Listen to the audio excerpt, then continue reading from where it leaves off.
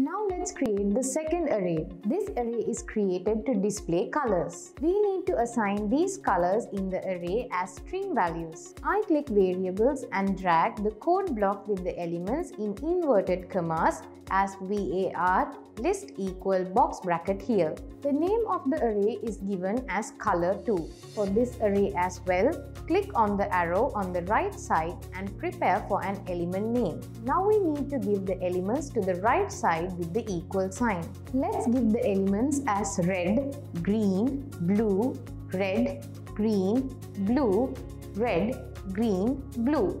In this way, let's create another array to store the names of the labels from 10 to 18. Here too, we store string values. For this, click variables again and drag a block code inside inverted commas as var list equal box bracket.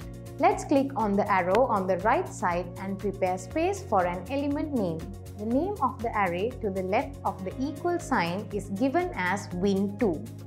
Before that, let's give the elements of the array in inverted commas as label 10, label 11, label 12, label 13, label 14, label 15, label 16, label 17 and label 18. As in the previous arrays, the colors assigned in the color2 array should be displayed in the label on the second screen. The 0th element of color2 array needs to be displayed in the 0th element of win2 array. The element of the color2 array needs to be displayed in the first element of win2 array. The second element of color2 array needs to be displayed in the second element of the win2 array.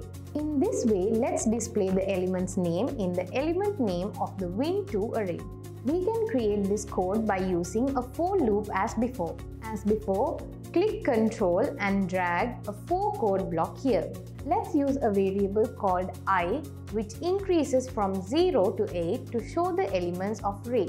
Let's use a variable called I, which increases from 0 to 8 to show the elements of arrays. We only need to change the condition of this code block. Click the small sign on the right side of the variables and drag a list.length code block. Instead of list, the name of the array is given as win2. Click the UI control again and drag the set property ID property value code block here.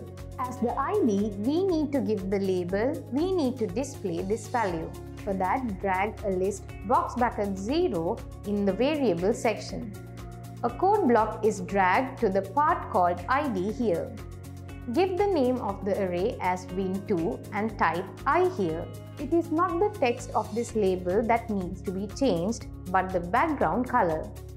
So, click on the small arrow here and select background color.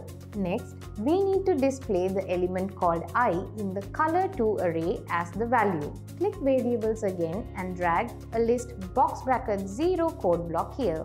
Give color2 as the name and type I here. Now we have created the second array and finished calling the values. Let's click the Run button now.